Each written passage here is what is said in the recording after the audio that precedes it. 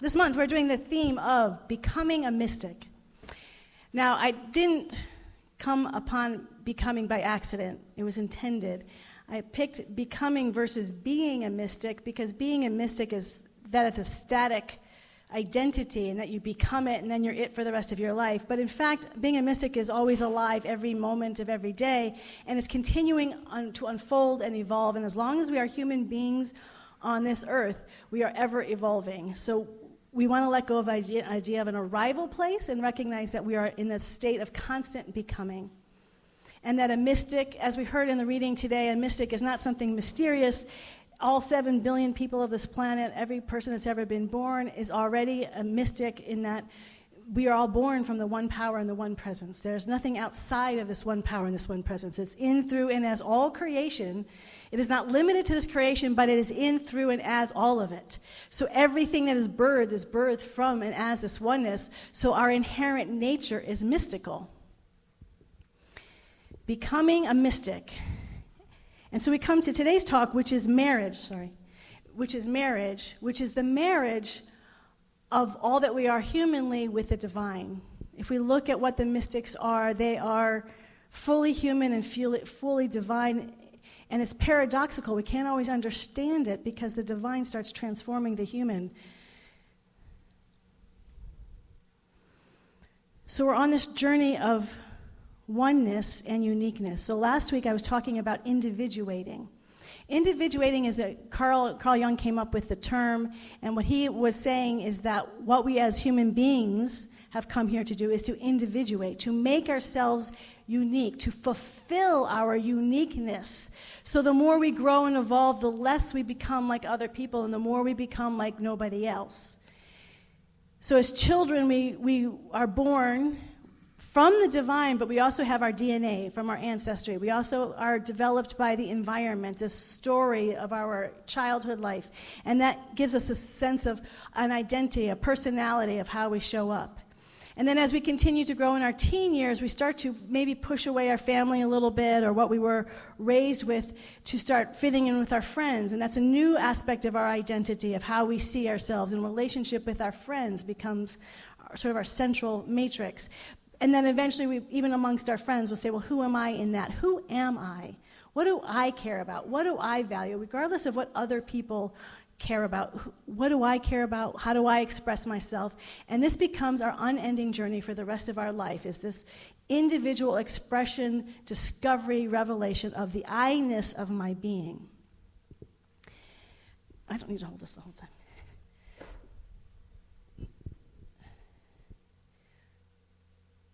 Often the way we discover God is when we're children, and it's through a religion. And so the way we learn about God is by a set of rules. You have to do this. You have to follow these rules, do these things to know God or to be good in God's eyes. And people did that. I don't want to assume malicious intent. I think the reason why those rules came about is because people, when they were trying to discover their connection with God, would find all these things as distractions. So they started making them bad and saying that's bad because that's distracting me from God, from this very way I'm supposed to be in God. So they started making all these rules, and the rules was to put some controls on their ego. I think that's where the rules came from. But what we know is that those rules are not God's rules. That isn't the divine. That's human beings trying to figure out how to get closer to the divine. So what happens is, as we're individuating and we understand and we start thinking of God as having all these rules, and we can have rules even in our teaching. You have to pray a certain way. You have to say the 5 steps. You have to do, you have to meditate. You have to pray. We have our rules. If you're going to know the divine, you have to meditate. You have to pray. You have to pray in this way. You have to pray affirmatively. Whatever those are, as we're individuating, those things can start to feel,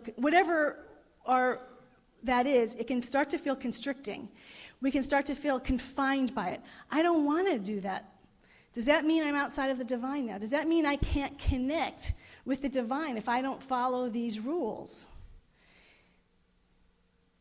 Becoming a mystic is discovering the divine in all of life and recognizing that this divine presence loves us all the time. It is love. It expresses love, it receives love, it gives love all of the time without condition, without judgment, without control. It's never trying to control us. It just loves. One of the things in my own individuation process that has been a challenge for me has been the teaching of the law of cause and effect. Not because I don't think there's a law of cause and effect, I do. So the law of cause and effect is as you believe, so shall it be done unto you. So that's how we move into a lot of our healing stances, is start to change your thinking, change your life. There's truth to that, but it's based on this law of karma, this law of ideas and cause and effect. So now we're in control, and it's exciting, but it's still at the human realm. So for me, I don't like to think of the law as God. And sometimes in my reading over the years, I've heard people refer to God, the law, and they're saying that's God. I'm like, no, that's like the law of electricity is incredibly powerful. I want to know how to use it so I don't shock myself, so I don't electrocute myself. And I want to know how to use it for good, for the highest good possible. But that's still, God is above all of that. And a mystic is start moving beyond the laws of how this world works to something transcendent. So when we go on this individuation process, these rules and punishments and rewards or cause and effect, all of those are alive and dynamic, but they do not limit us in our journey of individuating, ever. So even if we were to use the law of cause and effect in a negative way, I think I suck, I think I'm terrible, and then that starts to be reflected back to me. I draw people who treat me that way. I have just used the law in a negative way, but Spirit still absolutely loves me unconditionally. I have never limited the presence and the power of pure love in my life, ever. There is nothing I can do. There's no way I can use that law that will ever put me outside of the infinite love, intelligence of pure Spirit. That is this journey we are learning. And so as we're individuating, we can move away from religion, we can move away from rules, but the thing we don't have to move away if we don't want to is this divine love, because it's going to love us no matter how much we individuate, no matter how much we claim for ourselves. It's going to say, fine, I love you. Great, I love you. I will never stop loving you. I remember when I've talked about it before, this little acting phase. And it was about maybe a year and a half, 2 years. So it didn't take up a lot of my life. But I remember very distinctly a conversation I had with the divine where I was saying, look, I know this is all me. I want to do this. I haven't heard this from you. I don't feel any divine inspiration, but I want to do this. And I'm going to do it, and I hope you don't judge me for it. And I realized I was never judged. I was carried through that whole thing. That I was allowed to fulfill something that was aching in me, that wanted to explore. And because I still stayed in relationship with the divine the whole time, even though I knew it was my will, I was doing exactly what I wanted, I was still loved in divine and could be in relationship with the divine. So that's a really important process. As we become ourselves, we can still seek out whatever we want to seek out, try to fulfill whatever desires we want to fulfill, and we are still in the love of God. I visited 2 classes this past week. They were phenomenal. It was just fantastic. The Roots class on Tuesday night, Foundations on Thursday. And just this element of free will came up in both of them. We have free will, otherwise we would be robots. We have it every day, in every moment, we have choice. And if we have deep desires, we can fulfill them. And we are never judged, and we are never put outside the life of God. That's very important for us to recognize, because I think sometimes doing God's will is heaven-handed. You have to do this, or you're going to hell, or you're wrong, or you're not on the spiritual path. That's not true. So as I'm going out to the acting world, I discover New Thought. I never would have discovered New Thought had I not gone, because that took me to LA. I was in Boston. There was no New Thought church in Boston at the time. So I discovered New Thought. Wow, this is an incredible teaching. And so New Thought, what we teach. So even as I'm saying I'm following God's guidance, there was still in me that idea of this. It was a benign, incredibly loving God. I fortunately was raised in a family where it was nothing but unconditional love, but it was still separate. And so in New Thought, I was learning, oh no, it's in me. It's the I am of me. That this divine presence is I am, that is the creator of the universe, and there's no other. It's not God and, as Joel Goldsmith would say, it's just God. It's one thing. One thing, no separation ever. So this I amness. So I started learning how to do affirmations, and not just I am power, I am love, I am joy. It's the I am, the infinite I am of the universe speaking through and as me. I am power, I am truth, I am love, I am creativity, I am abundance. It is so extraordinarily empowering, joyful, freeing, because now there's no separation. Now I'm aligned with the entire presence of the universe. And so this becomes, and then we pray from that way. And then if you do meditation practice, mindfulness meditation is ubiquitous right now. And that's where you're in that I am presence, witnessing yourself, but you're identifying as the I am, the ever-present I am, not the small I am, this infinite I am, witnessing yourself living life. So as we talk about marriage, what does that mean? Well, as I continued on in this journey, I started to recognize I love the I am, but I also was distinct that I still had my personal desires and wills. And I remember Reverend Michael Beckwith, I started going to Agape, which is a New Thought community down in Los Angeles, and he's the minister of it. Very dynamic. He's actually minister all over at this point.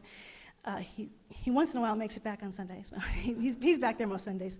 But he's become a world teacher, spiritual teacher. And I remember him saying that once you give your life to God, you have no personal life. And I remember that really, I did not like that. And I used to fight in my head with that or journal about it. I'm like, well, I have I love God, I'm here for God, and I'm willing to serve God. And I have my personal desires, thank you very much. I know I want these things. And so there became a battle within me, and a battle that did not have to exist, because what happened was, here was someone telling me what my relationship with God had to look like. And I couldn't live up to that, so then I was battling it. I was saying, so that's sort of, he wasn't trying to do that, he was just stating a fact, that the more we give our life to God, the less we have a personal life. But that's a stage of development, and I wasn't fully there yet. I was willing to give, but I still had my personal desires. So this becomes why a marriage is, for me, I would say it was a relationship that has become a marriage, but I wasn't quite ready to commit to the whole marriage thing quite yet. Because like a marriage, it is a full-on commitment. It changes us. There was a woman she was the head of the staff at Agape and she'd been there for years before I got there. She was a practitioner. She was fantastic and great. And then she got into this very serious relationship that she ended up getting married to. They're still happily married. But she said, oh man, I totally thought I was enlightened until I got married. Because marriage brings out the deepest part of ourselves, those parts of us that are hidden, those parts of ourselves that we don't necessarily want to change for somebody else. And that's a human being. Being married to the divine presence, making that commitment and saying, this is my life, no matter what, I am committed to this presence. And by the way, I want to be a little sidetracked, clarify, we can make that commitment as the I am presence. I know there are people who are more, resonate more with I am. I am the infinite love intelligence. So it's the I am. If that's where you like to orient from, then it's the I am marrying the finite self. If you're more oriented, as I tend to be more oriented towards your finite self, then it's the finite self married to the infinite self. They're both fine. Either way, no matter who you are, no matter where you orient from, the I am or from the infinite or the finite, these two need to get married within us. So if you're I am, you have to still marry your human self. You don't get to, well, you can. It's the mystical life is when they're married together. And so the journey is, how does that look? How willing are we? The difference between a marriage of a human being and spirit is spirit has known who we are before we were born. It knows our highest potential in every area of our life before we are born. So we are marrying someone, a presence, a power, a intelligence that has always known who it is as a unique expression as us better than we've known it ourselves, because it sees the whole picture. We're seeing partial parts of the picture, and as we grow, we learn more and more, but it already knows. It knows who it is as that unique self, and so we are discovering what that is. So as I moved along this journey so I got the call to ministry. I didn't have a sense of what the ministry was. So I graduated from ministerial school, 2000. And in 2001, I tried all my will. I had a lot of different ideas. And we do. We have a lot of different ideas, especially when it's not anchored in something very deep. I didn't have a strong sense of what ministry was, so I'm pretty imaginative. I can come up with a lot of cool ideas. And I did, and none of them came to pass. So I had to stop and listen. Okay, I'll let go of what I think and listen. And this was in 2001, and I tapped into what we call the causal realm, very similar to the place I was in just a few weeks ago. And the causal realm, there's no visual. So there's nothing to point to. There's no words.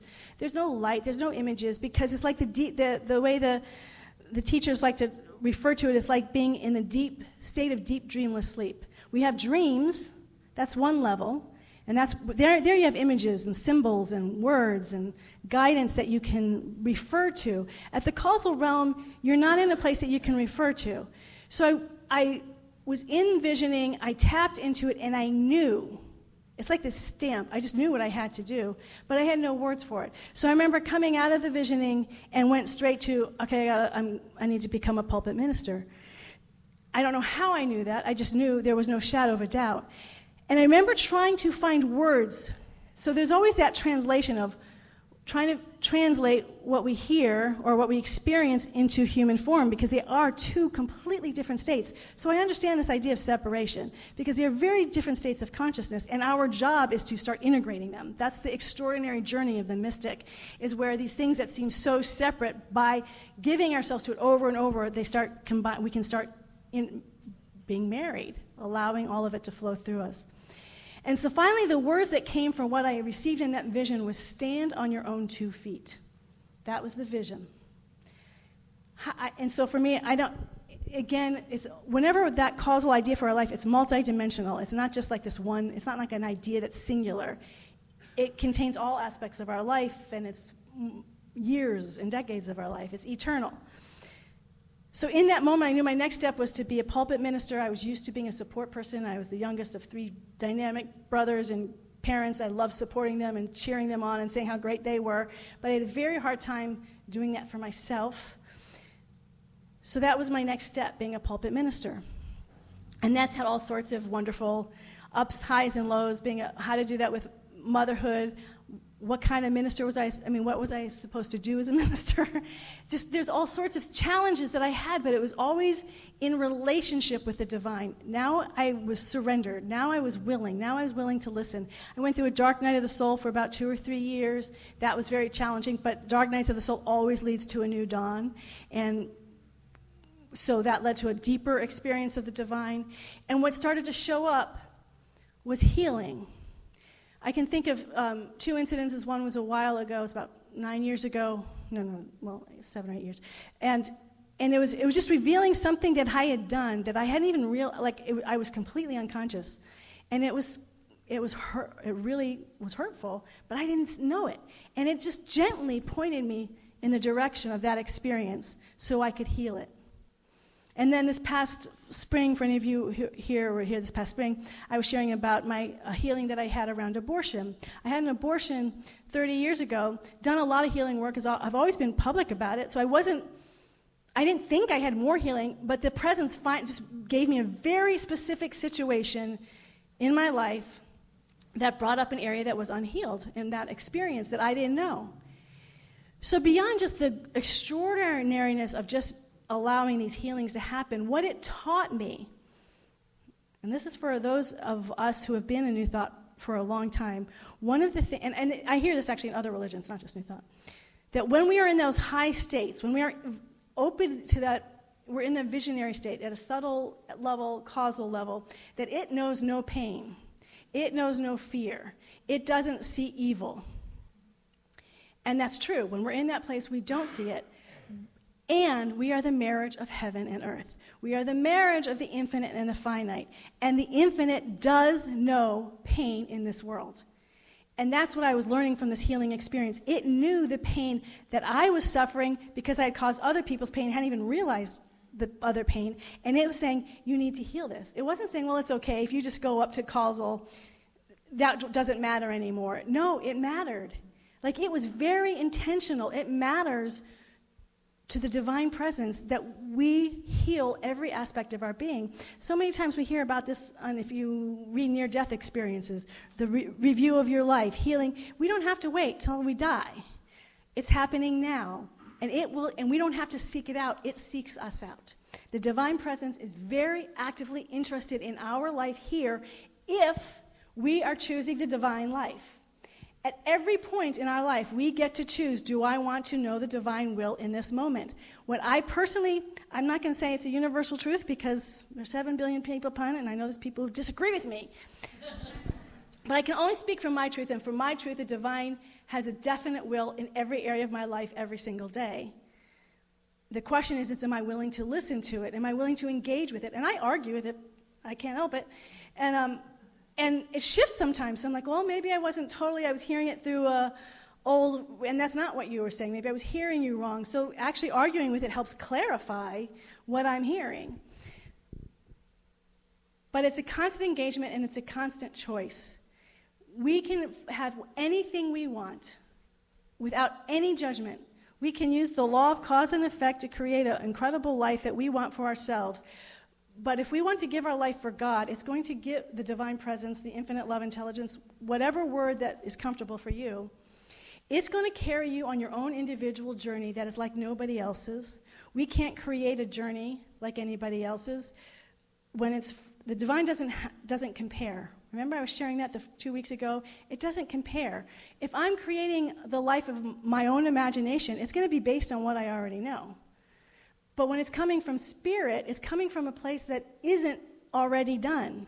Nobody else has lived this life, and only Spirit knows. It knows stuff about us that we don't know, so it will take us, and it's not about big or small. One of the things I thought about for a long time, because I would hear this on interviews, some big mega stars on an interview show, and they said, I bet you in your wildest dreams you never imagined this. And I thought, well, anyone can imagine big numbers and big fame. It's easy to imagine. So when we think of, you're going to have a life that you can't imagine, I think often we think of that in terms of numbers. It's going to be so big. You're going to have so many people following you. You're going to have whatever. That's not a life beyond our wildest imagination. That's a human measurement that does not exist in God. In the divine presence, there is no measurement. When it means beyond your imagination, it means you are going to fulfill your authentic self beyond anything you've ever seen in anybody else. You have never seen you in anybody else, so that is why it's beyond our imagination. It's something that comes from another world. It comes from heaven, and I have discovered that that's who I want to be more and more, is that idea, that divine heavenly idea for me, however that looks. So this individuation process, the mystical marriage, giving our life to the divine one every day. After being in the hospital and having this wonderful communion with Spirit, I came, and then coming home, I had a clarity. I can't waste any more time. And it wasn't like time's running out. It wasn't because of that. I didn't want to waste any more time. I was tired, not tired. Well, I think this experience happened right at the right time because I think I was wearing out a little. But I just realized I can't be anyone but me anymore. And I saw who I was a lot more clearly. And I said, well, I have to be that. I can't not do me anymore. So one of the ways that's shown up for me is I'm still, just so we're clear, I'm staying minister here.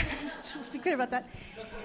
How I do what it is where my focus is in ministry. So as I shared on that very first 2 Sundays ago, waking up to the divine presence as me, as that authentic self, these last 2 talks, knowing the oneness of God and knowing my oneness in it, and to allow its will to uniquely express in, through, and as me, has to be all that I do now.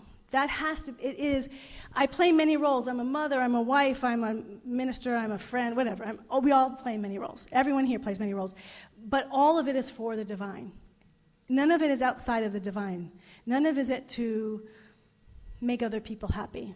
I have to listen to that divine presence within me. So what's come is it's time for me to start creating my own curriculum. The stepping out on your own 2 feet, that was what I heard in 2001. And when we get something from the eternal, I've also discovered it's eternal. It doesn't come and it doesn't go. So even as I had this experience, it helped me understand other visions that I've had because they're all in the eternal. That I'm not standing on my own 2 feet. Ernest Holmes, great. I love our CSL classes. We are going to continue teaching our CSL classes here because I think they're really important principles for people to know and understand.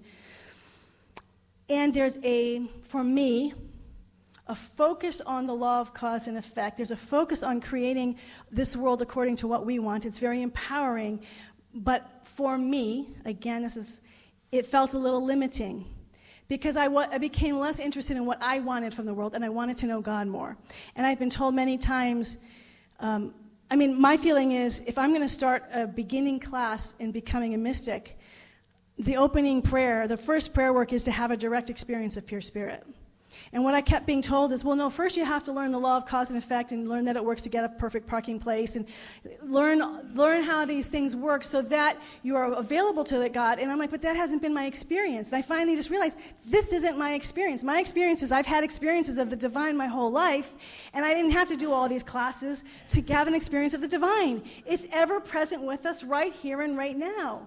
And so the curriculum that I'm wanting to create is becoming a mystic from day one. That we don't have to go through all these stages to have an experience of the divine and to allow it to live through and as us and to support each of us uniquely. That my experience of the divine and how that's going to show up is going to be completely different than everybody else here. So the purpose of the classes is to how each person is going to become a mystic in a way that absolutely is tailor-made by the divine for each and every individual in that class. That excites me. It also dawned on me as I was writing. It's been sort of an idea for the last few weeks, and then it dawned on me, man, this is going to be really hard. What the heck am I doing? And I thought, should I do it? And then I thought, there's nothing on earth I'd rather be doing right now, because this is me. This is what I think about anyways. This is what I love to do. So it's going to be hard. And I see the curriculum being done around June. So I may do some classes as I'm testing things out. And I also got other writing. Julian of Norwich has come into my life and helping with me with another writing project. So I see half of my day up until noon writing projects. And it feels great because it's in alignment with who I am. And it's not about, I was saying individuation, and we see this with teenagers are the easiest, actually toddlers too. And they go through those stages, whether you push away the stage before you, like that's bad. I don't feel that way. I think all of it is necessary and essential. I'm just saying for me, this is what motivates me. This is what inspires me, is I want to know the divine presence intimately, powerfully, uniquely in, through, and as me. I want to experience it every day in as many ways as I possibly can. And what I hope is that this excites many of you. And, good night. Love that. We're in it together. And that's a good thing, because one of the other things I experienced coming back was first, when I came back from the hospital, first there was just sort of the individual coming back into the density of the human experience. But then the following week, I really started to feel the collective density. That this earth plane is still so where we are might be a little bit ahead of the curve of where the culture and the planet are. And so we do have to continue to participate in the planet and all the collective things. So however that shows up, but every 7 billion one of us has to wake up personally. So we have to collectively participate in the waking up, into the evolution of spirit. But individually, every person has to wake up to the truth of who and what you are as a divine image, made in the image and likeness of being. And so I want to go into prayer now with this realization. Oh, I have one other thing I should probably say. As I've been feeling this sense of standing more on my own 2 feet, creating curriculum and books, I thought, I should probably get ordained. Many of you may assume I'm an ordained minister. I am not. Centers for Spiritual Living does it a little differently. When you graduate, or at least there was 2 divisions. We won't get into that. When I went through ministerial school, you graduated with a license of your ministerial license, and then you, for 2 years, serve in some capacity as a minister. You have a mentor minister, you fill out all this paperwork for those 2 years, you get paneled, and you get ordained. And once you're ordained, you're a minister for life. I did all the work I was supposed to up until the ordination. I did the mentor, did all the paperwork, got past it all. But I couldn't do the ordination because for me, it felt a little out of integrity. Because one thing I recognize about so many of my colleagues is how much they love Ernest Holmes, and they love his teachings, and I think that's beautiful. I think Ernest Holmes is extraordinary, and I'm so glad there are people out there teaching Ernest Holmes and showing how to use the principles that he articulates in everyday living. It's powerful and needed. I just realized that's not where I was, that I felt much more called by the divine presence directly, and that I wanted to serve the divine presence directly. I love Shunryu Suzuki, but I didn't feel called to become a Zen monk. I love Paramahansa Yogananda. I didn't feel called. It became, so I sort of have been licensed with no call, and as I've gotten clearer, as stepping out of my own voice of who I am, I thought, well, now it's time to get ordained. So I contacted Reverend Michael. He said yes. So he said he will come hopefully next year to ordain me here. And for any of you who have been to an ordination, it's never about just the minister, it's the whole community, and it generally opens up to, we have many, many people, ministers, New Thought ministers in the area. They'll all be invited. The mayor will be invited. The governor will be invited. We'll just do the whole thing. So it'll be wonderful for our whole community to have Reverend Michael here for this ordination. So I thought I'd share that little bit.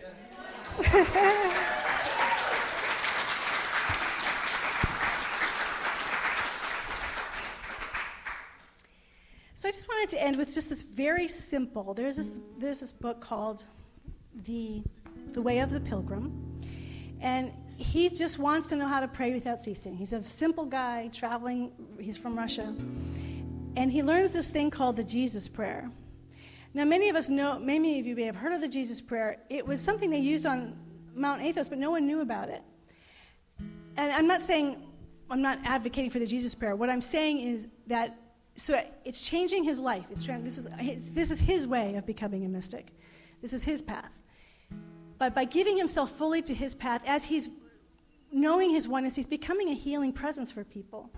And because he healed somebody, and so other people start coming to him, and he left that. He didn't like that. He really wanted to be on his own, and he didn't want to become this great healer.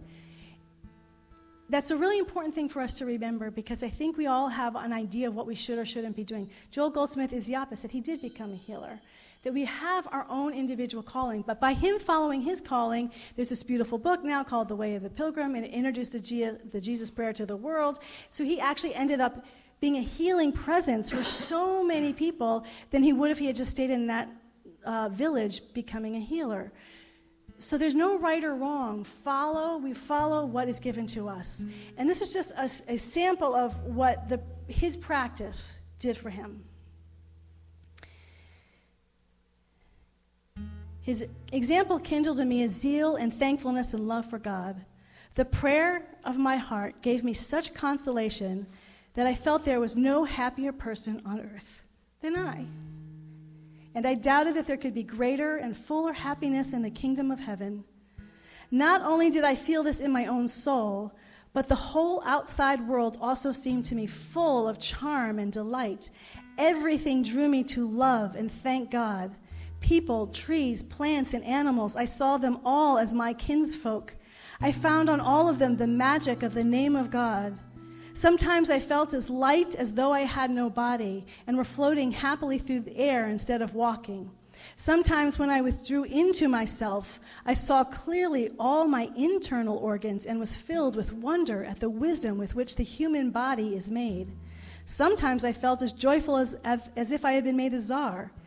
And at all such times of happiness, I wished that God would let me pour out my heart in thankfulness at its feet in the world of spirits. The life of a mystic that's available to every one of us this very minute. Let's pray.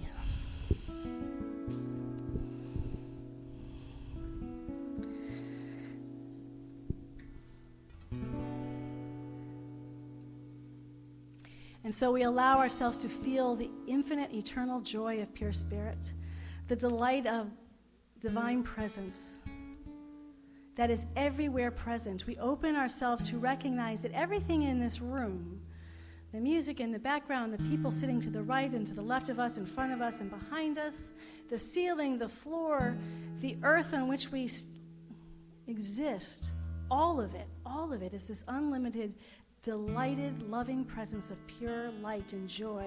It is the divine. It is what some call God, Allah, Jehovah, Brahma, the ground of all being, the thing itself. It's right here and right now in all of its fullness. There will never be more of the divine presence in the past, and will be more divine presence in the future than there is right now in this moment, in everything and in everyone. We see it and we feel it and we recognize it, and as we do, we recognize that as this divine presence is all life, is all creation, it transcends and is beyond all creation. It includes all that we are, and it transcends all concepts, all thought, all ideas. It is what it is, simply, easily, effortlessly. It is never born and it never dies. It is always already fully holy in being itself, beyond all time and space, and including all time and space. And we are it now. We get to delight in the joy and the power and the presence of seeing and basking in the divine presence everywhere we turn. Everything that we express is filled with the overflowing awareness of pure spirit, of pure love, of pure joy, of creativity, of abundance, of harmony, of grace, that we get to feel and know that uniquely as us this very day. We let go of all of our biases of how that's supposed to look. And we allow the divine presence its full sway in our hearts. We allow our hearts and souls and bodies to be married on every level and dimension of our being to this infinite love intelligence of the universe. We trust it completely with our entire life. And we open to its brilliance, to its guidance, to its love, to its joy, to its harmony in all aspects of our life, whether we call them good or whether we call them bad. We see only the divine presence. We open our hearts only to the divine presence. We keep our single-eyed attention, and in that we become more than we could ever possibly imagine. We become so fully ourselves, so radiantly unique, that the world knows that heaven and earth is us in that very moment, in this very moment, in all moments in which we go forth. I celebrate and I give thanks for this, as we know this individually for ourselves. We know this for all life. We know this for all 7 billion people. We know this for all people in the past and all people in the future. We know this for the entire planet Earth that is going through its own growing pains right now. We love and celebrate this beautiful Earth, knowing that behind the formation of this Earth is the divine love intelligence of the universe, and that's where we hold our attention, is seeing the Earth and all aspects of the Earth as the divine. All animals, all insects, birds, all aspects of life is the divine. We are immersed in it. We are consumed by it. We are overjoyed as we walk in freedom and lightness of being. Today is a new day. Today is a new day. And for the mystic, every day and every moment is a new day. We celebrate it. We give thanks for it. And we call it good. In deep and abiding peace and everlasting joy, we let this word be now. And I invite us all to say together, and so it is. So it is, and so it is, and so it is. Amen.